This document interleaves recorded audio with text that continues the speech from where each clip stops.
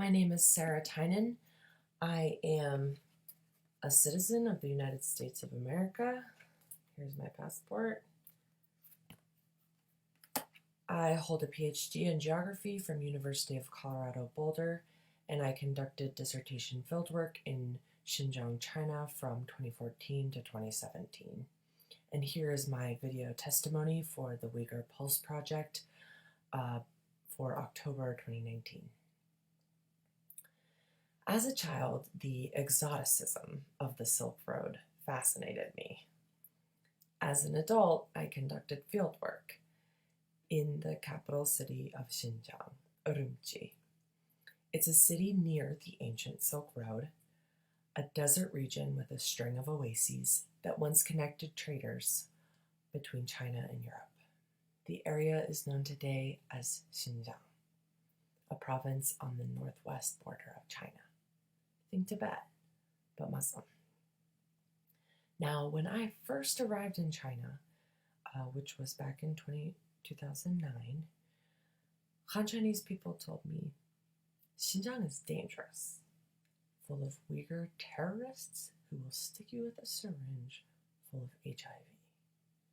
At the time, I was skeptical, but I never did make it back to Xinjiang until 5 years later, in 2014.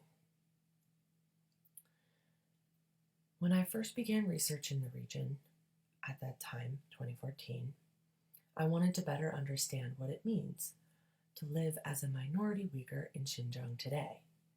You see, Xinjiang has both Han Chinese and Uyghur people living there. The Han Chinese people are the people you would see in Chinese movies, and the Uyghurs are Turkish. You can kind of think of it as the Uyghurs are to China as Native Americans are to the US. It's an imperfect analogy, but it'll give you a good idea. So I undertook this research. I wanted to better understand how and why that territory was understood as China today, but there were other people living there who disagreed with that feeling. So I lived in the capital city for 2 years. I learned Uyghur, and I lived, dined, laughed, and cried with my Uyghur neighbors. And what I found, mostly between 2014 and 2016, was heartbreaking. Life was increasingly defined by police surveillance and discrimination, especially of poor Uyghurs, who were more likely to get picked up for small offenses like not carrying ID. This had been going on for years, but in 2017, I witnessed policing that increased dramatically. My friends started disappearing. A dear friend told me once, we are all just waiting for the knock on our door. Now, 2 years later, we have ample evidence, including satellite images of large internment camps, that the Chinese government holds more than 1 million Uyghurs without trial. And why? Because many people still see Uyghurs as dangerous. And why do they see them as dangerous? Because they are poor, they are Muslim, and they look different from the majority Han Chinese. The Uyghurs just don't fit into the Chinese vision of a homogeneous nation state. And what happens when a group of people don't fit into the vision of the people in power?